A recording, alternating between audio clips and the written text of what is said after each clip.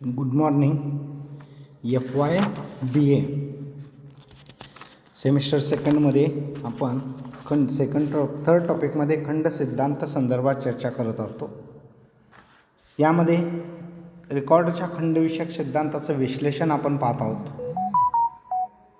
मागील तासात आपण गृहीतके, त्याचबरोबर प्रकर्षित लागवड पद्धती, खंडाची निर्मिती या संदर्भात सविस्तर चर्चा केली. आज आपण विस्तृत लागवड पद्धतीत खंडाची निर्मिती. रेकॉर्डच्या मते खंड उद्भवण्याचं महत्त्वाचं कारण म्हणजे जमिनीमध्ये असणारी गुणभिन्नता. गुणभिन्नतेमुळेच खंड निर्माण होतो असं रेकॉर्डचं मत आहे. कारण जमीन ही निसर्गाने मानवाला दिलेली देणगी आहे आणि त्या जमिनीबाबत कधीच सारखेपणा असू शकत नाही. जसे हाताची बोटे सारखे असत नाहीत, त्याचप्रमाणे जमीन ही सुद्धा एकसारखी असू शकत नाही. काही जमीन ही अधिक सुपीक, तर काही जमीन कमी सुपीक, तर काही जमीन मध्यम सुपीक, तर काही जमीन अगदी कमी सुपीक असते. जमिनीत सुपीकतेच्या दृष्टीने अशी गुणभिन्नता असते. म्हणजेच जमिनीच्या बाबतीत असलेल्या या गुणभिन्नतेमुळेच खंड निर्माण होतो किंवा खंड उद्भवतो. लोकांच्या अन्नधान्यविषयक गरजा भागवण्यासाठी भरपूर प्रमाणात उपलब्ध असलेल्या जमिनीपैकी सुरुवातीला मानव अधिक सपीक जमीन लागवडीखाली आणतो. अशावेळी लोकांना उपलब्ध असलेल्या भांडवलाच्या सहाय्याने एकूण उपलब्ध जमिनीपैकी काही थोड्या भागाचीच तो मशागत करणे त्यांना शक्य असते. अशा स्थितीत खंड निर्माण होणं शक्य नाही, कारण बरीचशी जमीन अजूनही लागवडीशिवाय पडून राहिलेली असते. त्यामुळे जमिनीच्या वापराबाबत कोणीही मोबदला देण्यास तयार नसते. थोडक्यात काय, तर जमिनीच्या वैफल्यामुळे जमिनीच्या वापरासाठी कोणी खंड देत नाही, परंतु जमिनीचा एकूण पुरवठा मर्यादित असतो आणि सर्व जमिनी उत्पादन क्षमतेच्या दृष्टीनं सारख्या प्रतीच्या नसतात. लोकसंख्या वाढीबरोबर जमिनीची मागणी वाढत जाते. त्यामुळे उत्कृष्ट सुपीक जमिनीचा पुरवठा संपुष्टात येऊन त्यानंतर कमी प्रतीच्या जमिनी लागवडीखाली आणणे भाग पडते आणि हे असं सतत घडत राहते. असं जेव्हा घडते तेव्हाच खऱ्या अर्थाने खंडाची निर्मिती होते. उत्कृष्ट व सुपीक जमिनीपासून मालकाला खंडाची प्राप्ती होते. त्याला मिळणाऱ्या खंडाची रक्कम ही पहिल्या आणि दुसऱ्या प्रतीच्या जमिनीमधील गुणभिन्नतेवरच बऱ्याचदा अवलंबून असते. पण तिसऱ्या दर्जाची जमीन जेव्हा लागवडीखाली आणली जाते तेव्हा दुसऱ्या दर्जाच्या जमिनीपासूनही खंड मिळतो आणि त्याचबरोबर पहिल्या दर्जाच्या जमिनीस मिळणाऱ्या खंडाच्या रकमेत वाढ घडून येते. आता ही जी काही विस्तृत लागवड पद्धतीची जी संकल्पना आहे, ही संकल्पना आपण एका उदाहरणाच्या माध्यमातून पाहणार आहोत. एक उदाहरण आहे. अ प्रतीची जमीन अधिक सुपीक, ब प्रतीची जमीन मध्यम सुपीक आणि क प्रतीची जमीन कनिष्ठ. या ठिकाणी आपल्याला तक्ता दिलेला आहे. त्या तक्त्यामध्ये जमिनीचा प्रकार, उत्पादन खर्च, उत्पादन क्विंटलमध्ये एकूण उत्पादन आणि खंड दर्शवलेला आहे. जमिनीचा प्रकार उच्च प्रतीची जमीन सुरुवातीला लागवडीखाली आणली जाते. कालांतराने लोकसंख्या वाढते, अन्नधान्याची मागणी वाढते. त्यानंतर ब जमीन आणि त्यानंतर क प्रतीची जमीन लागवडीखाली आणली जाते. त्यामुळेच या उच्च प्रतीच्या जमिनीला 9,000 आणि ब या मध्यम प्रतीच्या जमिनीला 6,000 इतका खंड मिळतो. तर क प्रतीच्या जमिनीला उत्पादन खर्च आणि उत्पादन समान असल्याने त्या जमिनीला खंड मिळत नाही. बघा, उच्च प्रतीची जमीन उत्पादन खर्च 4,500, एकूण उत्पादन 9 क्विंटल, एकूण उत्पादन 13,500, 9,000 तिला 4,500 गेल्यानंतर 9,000 खंड. मध्यम प्रतीची 4,500, उत्पादन खर्च 7 क्विंटल, उत्पादन 10,500, एकूण उत्पादन खंड 6,000. आणि कनिष्ठ प्रतीच्या जमिनीला जेवढा उत्पादन खर्च आहे, कमी उत्पादन होतं, त्यामुळं उत्पादनसुद्धा मिळणारं तेवढंच आहे, त्यामुळे या ठिकाणी खंड मिळत नाही. ही संकल्पना परत आकृतीच्या माध्यमातून या ठिकाणी दाखवण्याचा प्रयत्न केलेला आहे. आकृती आहे पहा. या ठिकाणी 3,000, 4,500, 6,000, 9,000, 10,500, 12,000, 13,500 आणि 15,000 खर्च व उत्पादने दर्शवलेले आहेत. आणि अ या अक्षावर हे खर्च आणि उत्पादने आणि अक्ष अक्षावर जमिनीचा प्रकार. अ ब क या ठिकाणी हे जमिनीचे 3 तुकडे आहेत. अ ब क 3 तुकडे आहेत. अ जमीन ब आणि क जमिनीपेक्षा अधिक सुपीक. क ही सीमांत जमीन म्हणजेच कनिष्ठ प्रतीची जमीन आहे.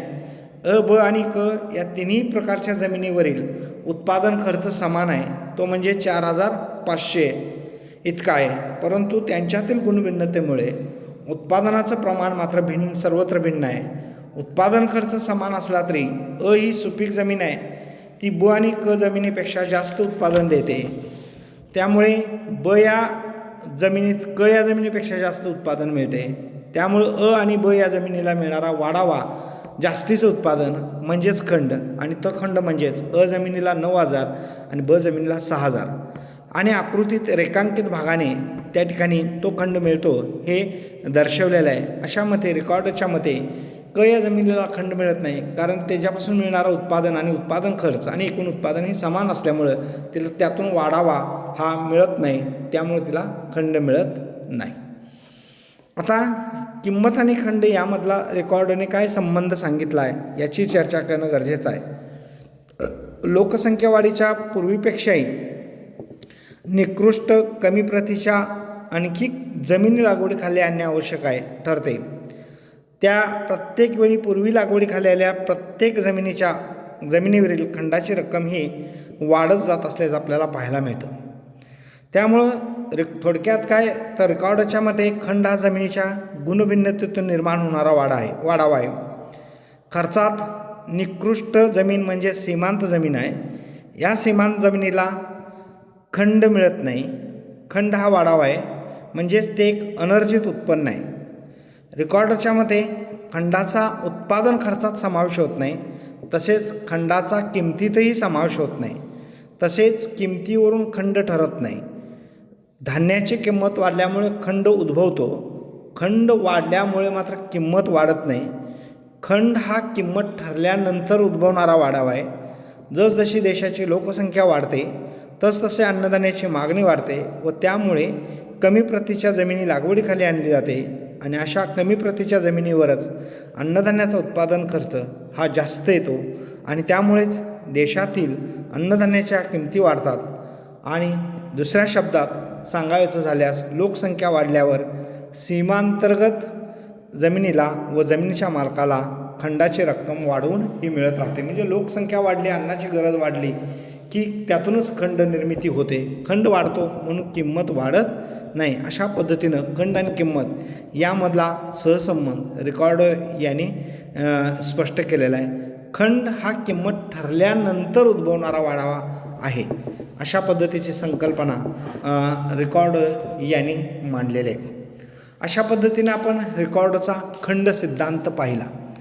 पण काही टीकाकारांनी अर्थशास्त्रज्ञांनी रेकॉर्डच्या ह्या खंड सिद्धांतावर टीका केलेली आहे. रेकॉर्डचा खंड सिद्धांत कसा चुकीचा आहे हे दाखवण्याचा त्यांनी प्रयत्न केलेला आहे. यामधल्या काही महत्त्वाच्या टीका पुढीलप्रमाणे. पहिली टीका अशी आहे की भूमीमध्ये उपजत व अविनाशी गुण नसतात. जमिनीमध्ये असलेल्या मूलभूत आणि अविनाशी शक्तीबद्दलच जमीन मालकाला मिळणारा मोबदला म्हणजे खंड. अशा पद्धतीने रेकॉर्डने खंडाची व्याख्या करून खंड सिद्धांतामध्ये ही संकल्पना स्पष्ट केलेली आहे. पण टीकाकारांना हे मान्य नाही की त्यांनी सांगितले की जमिनीच्या सर्व शक्ती या उपजत अविनाशी नसतात, कारण बऱ्याच वेळेला जमिनीमध्ये खत, पाणी, तंत्रविषयक सुधारणांचा अवलंब करून तिची सुपीकता वाढवता येते. तसेच जर जमिनीकडे दुर्लक्ष केलं, त्याचबरोबर वारा, ऊन, पाऊस, पूर यामुळे सुद्धा जमिनीची सुपीकता ही निसर्गामुळं कमी होऊ शकतं आणि त्यामुळं जमिनीत पाण्याचा वापर योग्य प्रमाणात केला नाही तर ती नापीक बनते. ह्या सगळ्या अन्य गोष्टींची मात्र रेकॉर्डने दखल घेतलेली नाही, अशा पद्धतीची टीकाकारांनी केलेली आहे. कारण याही गोष्टी जमिनीच्या उत्पादकतेत, सुपीकतेत बदल घडवून आणण्याच्या दृष्टिकोनातून फार महत्त्वाच्या असतात. दुसरी टीका आहे बाजारात पूर्ण स्पर्धा नसते. रेकॉर्डचा हा खंड सिद्धांत मांडताना रेकॉर्डने जी काही विशिष्ट परिस्थिती गृहीत धरलेली आहे त्यामध्ये बाजारात पूर्ण स्पर्धा असते हे गृहीत धरून हा सिद्धांत मांडलेला आहे. परंतु प्रत्यक्षात बाजारात पूर्ण स्पर्धा अस्तित्वात नसते. मिसेस रॉबिन्सन यांनी हे सिद्ध केलेले आहे. म्हणजेच त्याचा सिद्धांत हा चुकीच्या गृहीतावर आढळून आहे. त्यामुळे तसेच त्याने दीर्घ कालावधी गृहीत धरून खंड सिद्धांताचं विश्लेषण केलं आहे. परंतु प्रत्यक्षात अल्पकालीन परिस्थितीतील खंड कसा ठरतो हे फार महत्त्वाचं आहे. दीर्घकाळ फार महत्त्वाचा आहे, अल्पकाळ हा फार महत्त्वाचा असल्यामुळं रेकॉर्डचा हा सिद्धांत थोडासा वस्तुस्थितीला धरून नाही अशी टीका केली जाते. तिसरी टीका आहे, प्रथम सुपीक जमीन लागवडीखाली आणली जाते. रेकॉर्डच्या मते शेतीच्या बाबतीत लागवडीचा क्रम जास्त सुपीकतेकडून कमी सुपीकतेकडे असतो, परंतु आजच्या ऐतिहासिकदृष्ट्या तो चुकीचा आहे. टीकाकारांच्या मते तसा आधार आर्थिक इतिहासात नाही. लोकवस्ती झाल्यावर ती जमीन सोयीची आहे, वसाहतीजवळची आहे, तीच जमीन लागवडीखाली आणतात असा इतिहास आहे. मग तो ती जमीन सुपीक असो किंवा कमी सुपीक असो, लागवडीच्या संदर्भात सुपीकतेच्या इतर बाबी महत्त्वाच्या ठरतात आणि ती जमीन आपल्याला किती जवळ आहे, वसाहतीजवळ आहे, उपयोगी आहे, रस्त्यावरती आहे, या ज्या महत्त्वाच्या गोष्टी असतात त्या गोष्टीकडे टीकाकारांनी रेकॉर्डरने दुर्लक्ष केलं. पुढची टीका आहे, सीमांत जमिनीलाही खंड मिळतो. रेकॉर्डच्या मते सीमांत जमिनीला खंड मिळत नाही, कारण तिच्यावर होणारे उत्पादन हे उत्पादन खर्चा इतके असते. मात्र टीकाकारांच्या मते सीमांत जमिनीलाही खंड मिळतो, कारण आधुनिक तंत्राने शेती केल्यास उत्पादनात मोठ्या प्रमाणात वाढ होते. शिवाय रेकॉर्डची खंडाची व्याख्या पाहिली तर असे स्पष्ट आहे की सीमांत जमीन ही कमी सुपीक असली तरी तिच्यात थोडे तरी उपजत मूलभूत व अविनाशी गुण असतातच.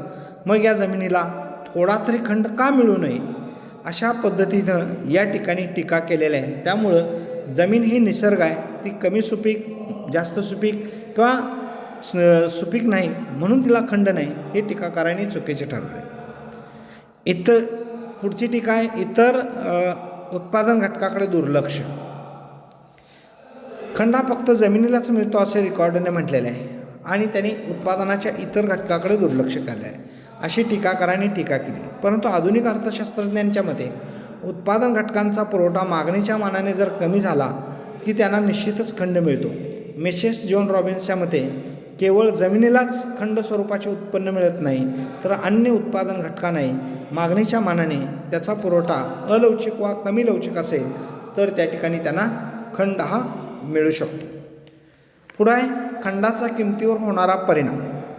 रेकॉर्डने खंडाचा समावेश किमतीवर होत नाही असे म्हटले आणि त्यानं असं सांगितलं की आधी किंमत ठरते आणि मग त्यानंतर खंड. त्यामुळे खंड किमतीवर अवलंबून नसतो, परंतु खंड किमतीवर अवलंबून असतो, परंतु किंमत खंडावर अवलंबून नसते. मात्र खंडामुळे किंमत ठरत नाही हे म्हणणे टीकाकारांना मान्य नाही.